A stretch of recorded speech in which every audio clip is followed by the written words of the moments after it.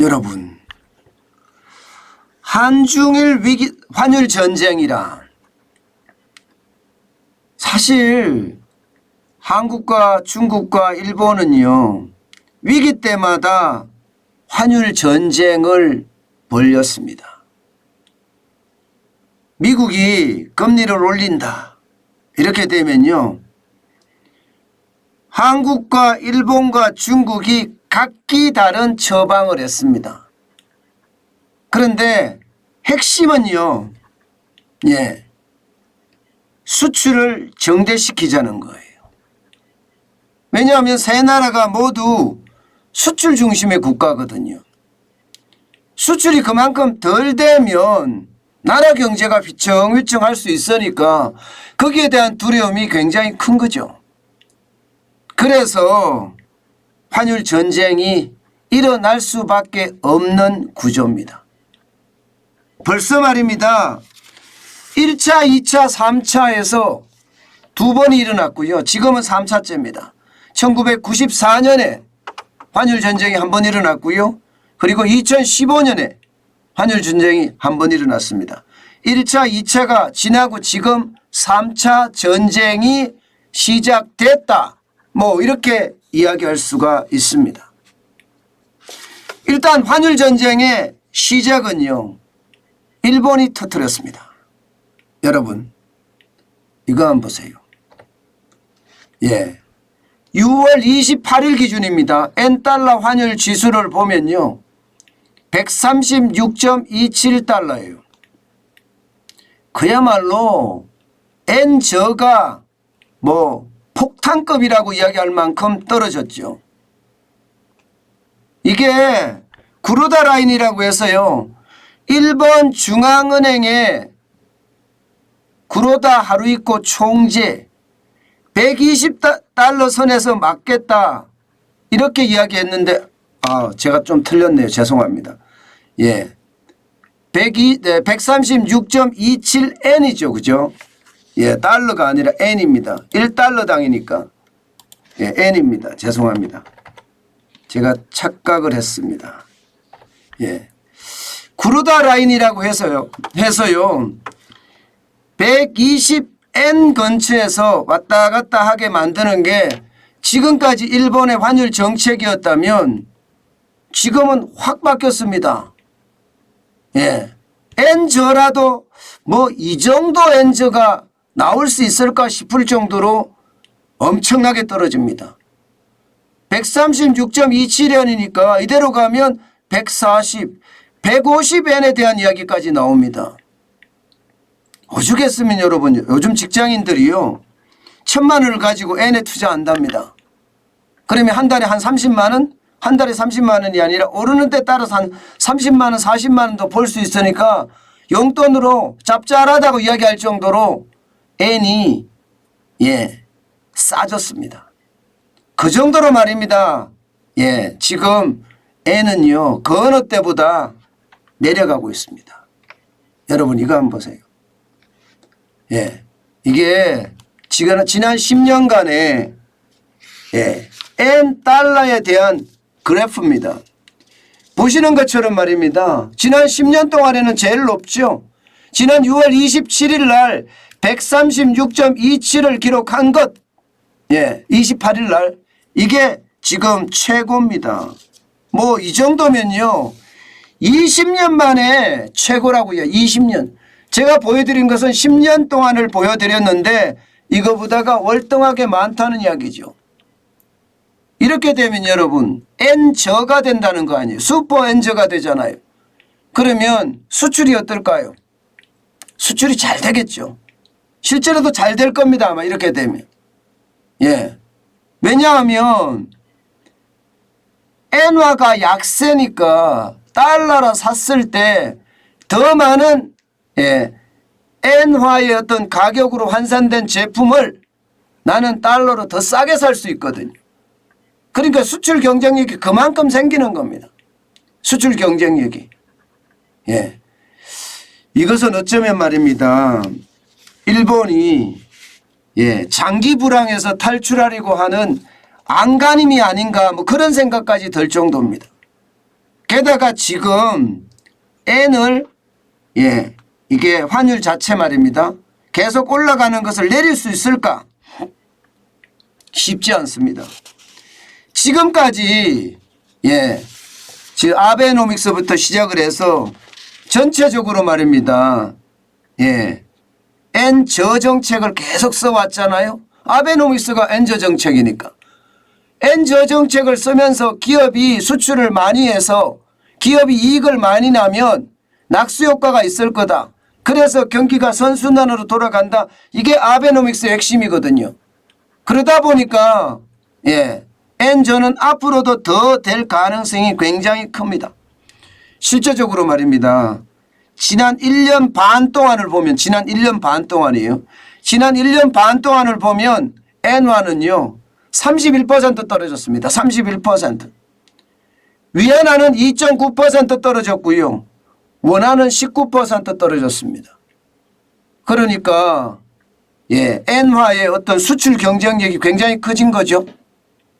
그런데 일본이 이렇게 터뜨리니까 우리도 대한민국도 마찬가지 환율 전쟁의 방아쇠를 당겼습니다. 우리도 지난 1년 반 동안 19%가 올랐잖아요. 19%가. 굉장히 많이 올랐습니다. 굉장히 많이 올랐어요. 그러니까 지금 어떻게 생각하면 말입니다. 우리가 가는 길은 일본하고 같이 가야 되겠다 이런 생각을 할 수밖에 없잖아요. 그게 바로 최고의 방법입니다. 지금 보세요. 우리도 1291원입니다. 우리는요 고환율 정책을 써서 이렇게 된 건지 그렇지 않고 말입니다. 문재인 정부 때부터 돈을 워낙 많이 풀어서 돈의 가치가 떨어져서 그렇게 된 건지 사실 애매모호하기는 해요. 그렇지만 분명한 것은 원화값이 떨어졌잖아요. 1년 반 동안 거의 19%가 떨어졌으니까 굉장히 많이 떨어진 거죠. 환율은 폭등하고요. 1291까지 올라갔으니까 말입니다. 이게 전체적으로 보더라도요. 환율이 절대 지금이 낮은 값이 아닙니다. 6월 28일 현재가 1286을 기록을 했거든요. 그러면 여러분 전체적으로 보면 외환위기가 1962입니다. 그리고 글로벌 금융위기가 1570.3이에요. 코로나 위기가 1285.7입니다. 그러면 코로나 위기보다는 지금 고환율 정책을 쓰고 있는 거 맞죠? 뭐 고환율 정책이라고 딱 집어서 이야기해야 될지는 모르겠지만 어쨌든 고환율 정책으로 가고 있습니다. 그런데 이 와중에 말입니다. 그러면 중국은 가만히 있을까? 중국은 가만히 있을까요? 자, 이걸 한번 보세요. 지금 올해 들어왔습니다. 올 들어서 전년 동기 대비해 보면 5월 30일 기준으로 엔화는 14.8%가 떨어졌습니다. 원화는 10.2%가 떨어졌어요. 위안화는 4.5% 떨어지는데 그쳤습니다. 그러면 중국은 어떻게 할까요? 중국도 수출 국가잖아요. 그죠? 그러면 중국도 결국은 말입니다. 이 환율 전쟁에 동참할 수밖에 없는 구조로 가고 있습니다. 일본이 워낙 슈퍼엔저라고 이야기할 만큼 떨어졌고요. 원화도 엄청나게 떨어졌으니까 위안화도 지금 떨어뜨리겠다 그런 생각 지금 하고 있는 겁니다. 그래서 마지막으로 중국까지도 이렇게 환율 전쟁에 가세를 했습니다. 여러분 보시다시피 달러당 6.7076 위안입니다. 보시는 것처럼 10년 동안 차트에서 보시는 것처럼 지금이 2019년보다 높지는 않습니다. 2019년 7.1783원이었거든요. 9월 달에. 그 정도는 아니지만 뭔가 위안화도 지금 약세로 만들고 환율을 올리는 모양새로 지금 가고 있는 것도 사실이죠. 그만큼 말입니다. 그만큼 지금 어떤 면에서 중국만 뒤질 수는 없다 이렇게 지금 생각을 하고 있고요. 그에 대한 반작용이라고 해야 되나요? 예, 그래서 빨리 시장에 들어가서 우리도 예, 중국도 환율 전쟁에 동참을 해야 된다. 이렇게 지금 이야기를 하고 있는 겁니다. 실제로 위안화가 보면 말입니다. 지난 4월에 8일간 무려 값이 4%나 올랐습니다. 그러면서 외환 시장에 충격을 준 적도 있습니다. 그렇지만 최근에 들어와서 지난 6월 20일부터 보면 달러당 6.72원까지 되고요. 환율이 5.4%까지 올랐습니다. 뭔가 분위기가 확실히 바뀌는 그런 모양새가 보이는 거죠. 게다가 말입니다. 각국의 통화 정책도 지금 굉장히 틀려요. 지금 어떻게 될런지는 아무도 모른다 이렇게 이야기할 수는 있지만 당장 말입니다.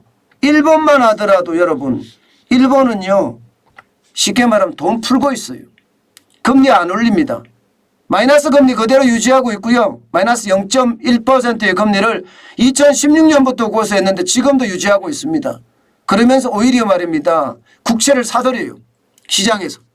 국채를 사들이면 어떻게 됩니까? 돈을 더 풀게 되는 거죠. 그것도 역대 최대 규모의 국채를 사들이고 있습니다.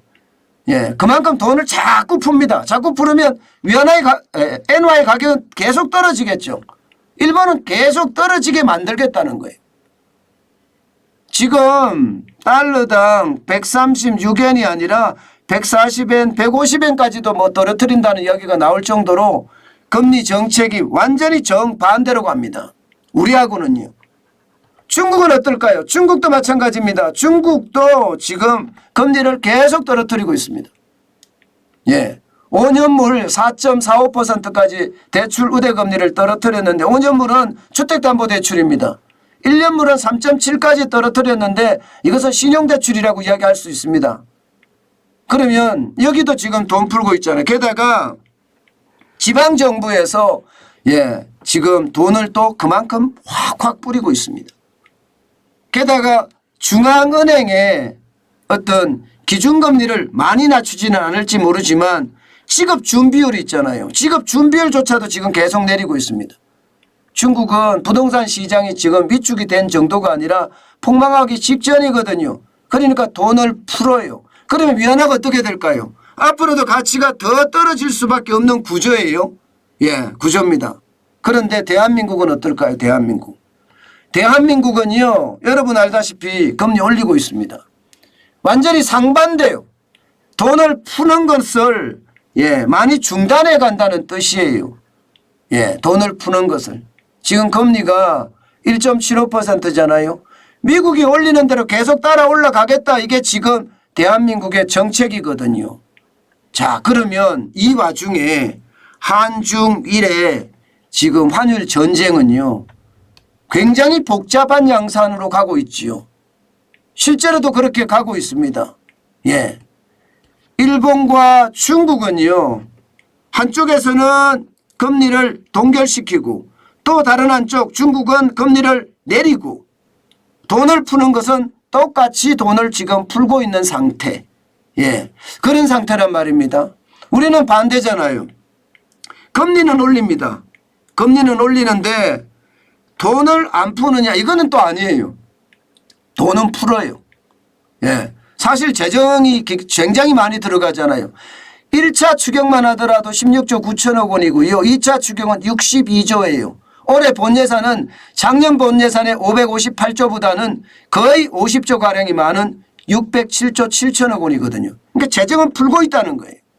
그러면 각 나라의 정책이 굉장히 다르죠. 각 나라의 정책이. 자, 여기서 누가 이길 것이냐에 대한 것은요. 과거를 보면 눈에 좀 보입니다. 자, 1차 전쟁 때 어땠느냐. 1차 전쟁 때는요. 시작이 사실은요. 미국이 일본한테다가 너네 엔고 정책을 해라. 그게 시작이 됐습니다. 엔고 정책이에요. 1993년에 보시는 것처럼 환율에 대한 인하 요구했습니다. 그래서 위안화가 급등했어요.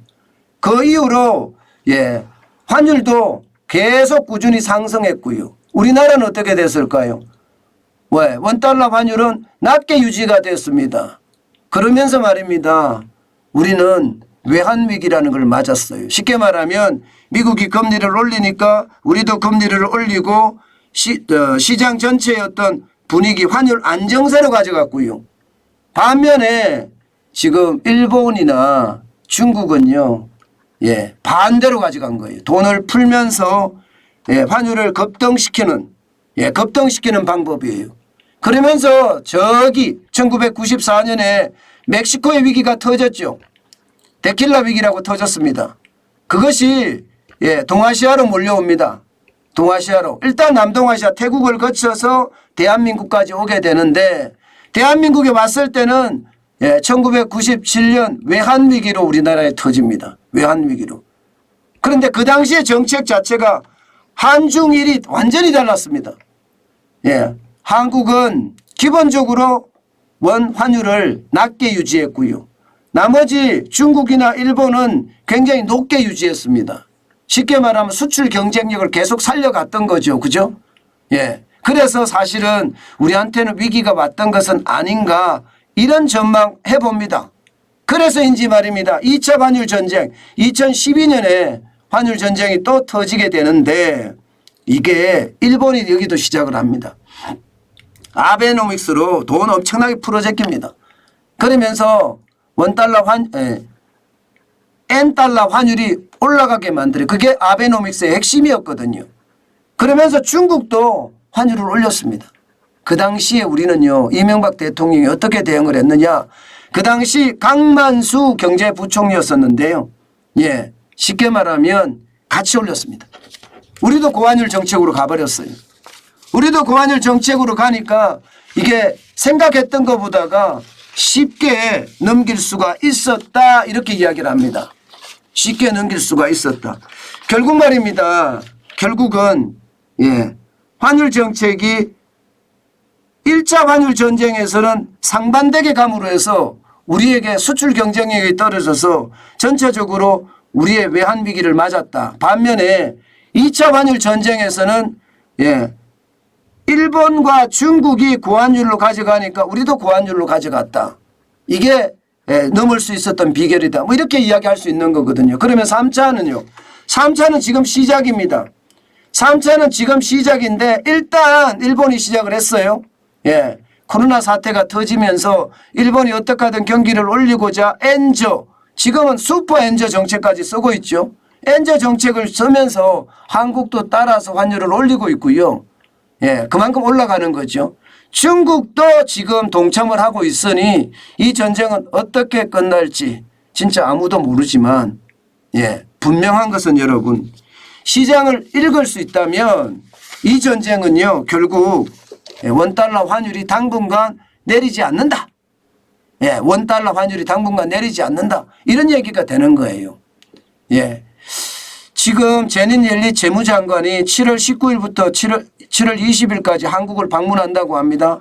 아마 여기에서 논의가 되겠죠. 반미 통화 스와프에 대한 논의가 될 거라고 저는 봅니다. 통화 스와프에 대한 논의가 있는다고 해서 통화 스왑이 된다고 하더라도 원달러 환율이 많이 안 떨어질 거라고 제가 예상하는 것은 바로 이 때문입니다. 제가 여러분들에게 계속 말씀을 드렸는데 달러가 떨어지기 쉽지 않다 이렇게 말씀을 드렸습니다. 그 이유를 여러 가지 들었는데 그중에 대표적인 이야기가 통화량이 너무 많기 때문에 원화 가치가 떨어졌다. 또 우리 경제의 어떤 기초 체력이 지금 붕괴했기 때문에 우리 경제에 대한 불안감이 커서 외국인들이 이탈할 가능성이 크다. 실제로 이탈을 하고 있다. 이래서 원화 가치가 지금 계속 떨어져서 환율이 올라가고 있다. 이렇게 말씀을 드렸는데 이제는 확실하게 말입니다. 환율 전쟁이 본격화되면서 말입니다. 결국은 정부가 인위적인 개입을 하지 않고 환율이 좀 더 올라가게 만들지 않겠느냐 하는 게 지금 제가 예측해 보는 생각입니다. 결국 말입니다. 첫 번째 전쟁에서 우리가 패했던 거, 두 번째 전쟁에서 만회를 했는데 지금 환율 세 번째 전쟁에서 우리는요 고환율 정책을 쓸 수밖에 없고요. 그러므로 해서 일본이나 중국의 수출품과 세계 시장에서 경쟁을 할 수밖에 없는 구조로 가지 않겠느냐, 저는 그렇게 생각을 하고 있습니다. 외환당국에서도 사실 환율 안정세로 가져가자 뭐 이런 이야기가 나오기는 하지만 사실 말일 뿐 실제로는요, 예, 그렇게 가지 않는 모양새 지금 보이고 있습니다. 어쨌든 우리는 시장을 예의주시해야 되겠죠. 굉장히 오랫동안 봐야 될 겁니다. 뭔가 달라지고 있는 모양새가 보이는 것은 사실이니까 말입니다. 예. 이 한일 전쟁에서 만약에 지잖아요. 또 한일 전쟁에서 지면 우리가 IMF 외환위기란 같은 그런 극악한 위기가 안 오리라는 보장이 없다는 뜻이에요. 무조건 이 환율 전쟁에서는 이겨야 되는데 이길 수 있는 방법이 기초 체력이 좀 튼튼해야 되는데 그게 만만치가 않습니다. 예, 우리가 기초 체력이 많이 무너졌거든요. 그래서 한 번 더 우리가 두고 봐야 되겠지만 분명한 것은요, 환율 전쟁에서 이겨야 되고요. 그러려고 하면 환율이 이게 고환율을 유지할 수밖에 없다. 저는 그렇게 지금 생각을 하고 있습니다.